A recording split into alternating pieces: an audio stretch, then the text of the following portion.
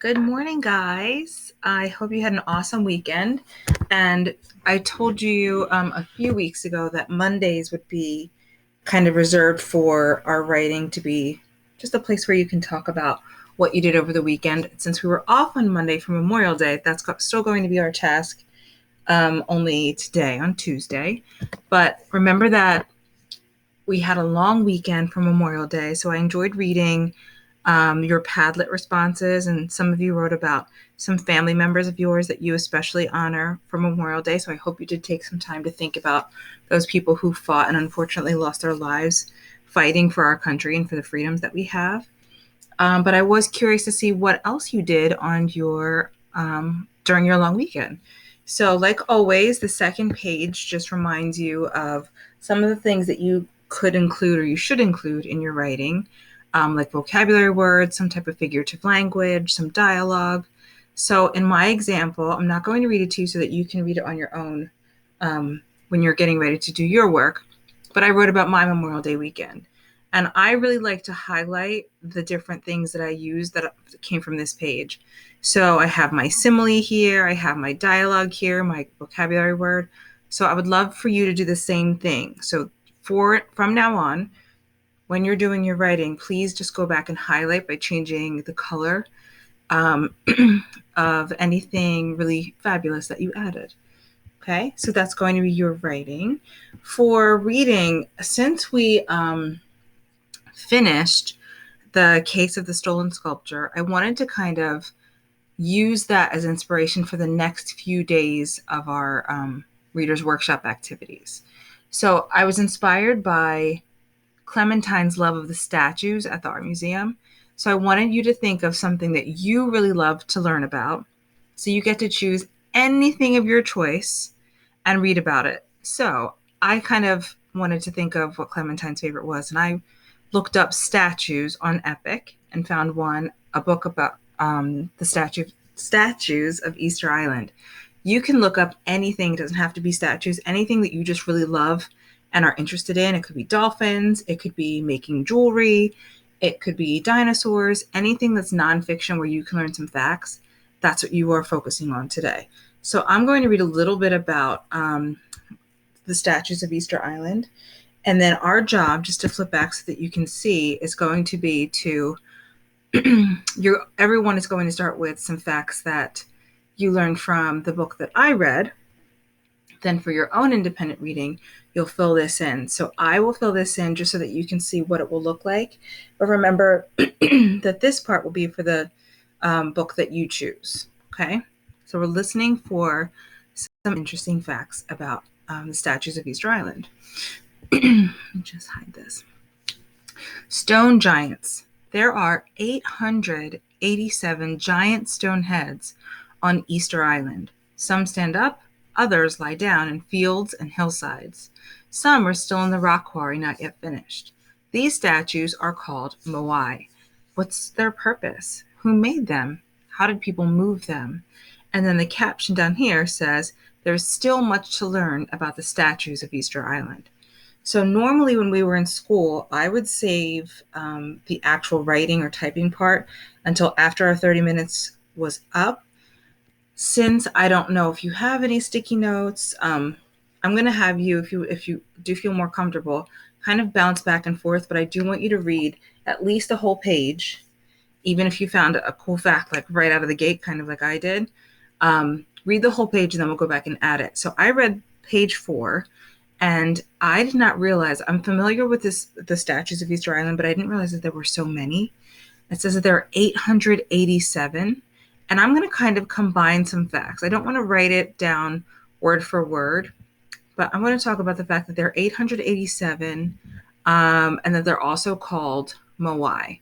So I'm going to go back. This is on page 4. So yours is going to look like this. Oh, so I should start with this. Statues of Easter Island.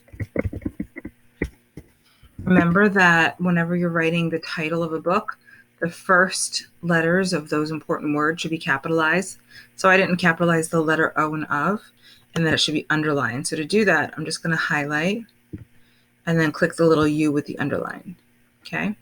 The author is Elizabeth Raum.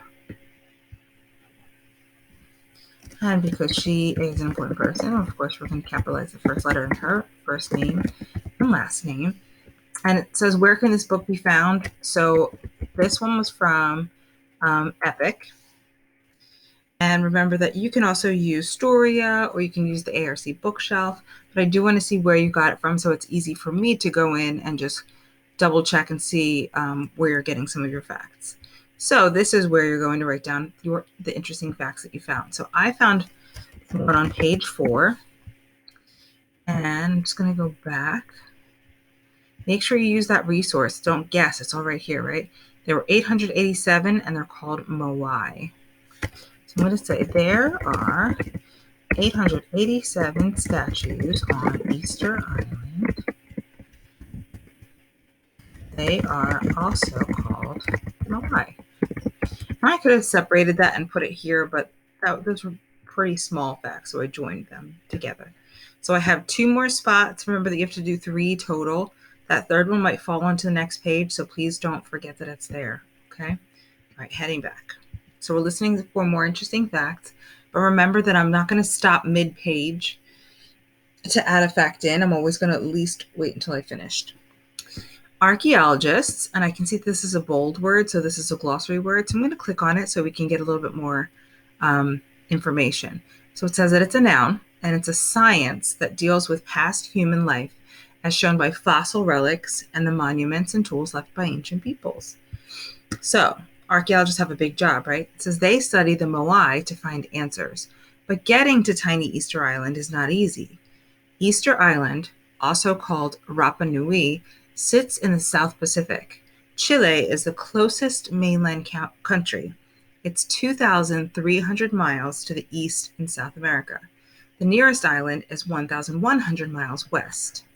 So to read some of the captions, it says, Rapa Nui is a tiny island in the huge Pacific Ocean.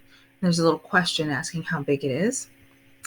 The answer says it's only 7 miles. It's pretty small, especially for a whole island, to be filled with so many statues, especially. So remember that we're trying to find interesting facts about the statues. This really focuses more on the whole island, so I don't really think that I would include anything from that page, so I'm going to keep going. The people of Rapa Nui. The first people came to Rapa Nui from Polynesia. They sailed canoes across the South Pacific Ocean. No one knows when they came. Some say it was around the year 300. Oh my gosh, it was so long ago. Others say it wasn't until 1200. They settled and built homes. The population grew.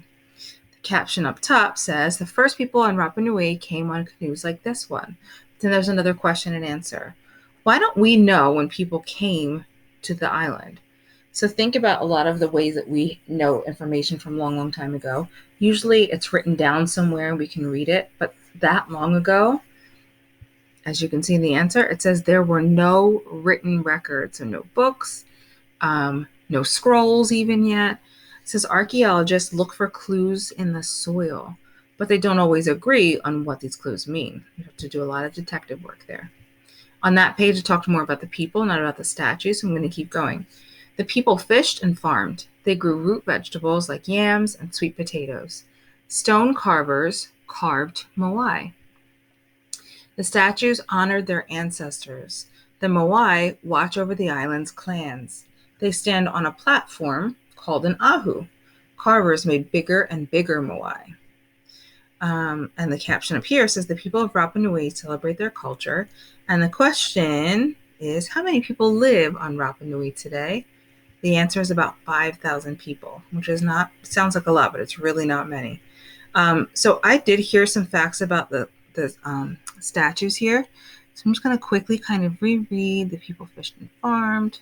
Stone carvers carved the moai. So I like this one. The statues were made to honor their ancestors. I like that one. So this is on page 11. So I'm going to start here and write page 11. And it said the carvers made the statues to honor their ancestors. Oops. Ancestors. There we go. Okay, going back. We could also even add these. They stand on a platform called an ahu. They made bigger and bigger ones, but I think I could find some more interesting facts. So this one is called Making Moai. That's what this subtitle tells us. The people of Rapa Nui were excellent stone carvers. They had a quarry near Ranakau, an extinct volcano. They used small stones for carving. They chipped faces and big hunks of volcano rock. It took a long time. And I see this word that isn't super familiar to me, and since it's bold, I'm going to click on it and find out a little bit more. So it says a quarry is an animal hunted as game or prey. That doesn't sound like it could be it. Something sought or chased after. The third definition is an open pit, usually for obtaining or building stone, slate, or limestone. So this is a multiple meaning word. I could tell right away that the definitions that they first gave did not fit. So it's an open pit for where they get their stone. Pretty cool. Okay, let's see. They chipped faces in big hunks of volcano rock, and it took a long time. So I might talk about how they used small stones. And since that's a kind of a tiny fact, I'm going to add this one too. They chipped faces in big hunks of volcano rock. And this is on page 13. So remember, we have to have 3 facts. Only 2 can be seen. I know I need to keep scrolling to get to that box. Page 13 said, small stones. What small stones were used? Let's see. They used small stones for carving.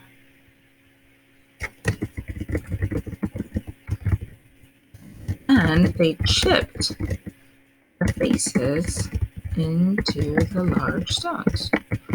I'm actually going to even add a third fact to this, which took a long time. Like that. So I'm just going to reread. Small stones were used for carving, and they chipped the faces into large stones, which took a long time. Nice. So I'm actually done. So remember that this is what I did because this is the book that I was reading. Here, you will not have Statues of Easter Island. This will be for where you have chosen a book because you're going to be teaching us about the book that you did read. And these will be your 3 interesting facts. What I do want to know is, though, from the book that I did just read, what interesting facts did you like? And that's what you'll type there. Okay? That is it for today. Let me just check your dojo points so I can see who is going to be having a homework class this week.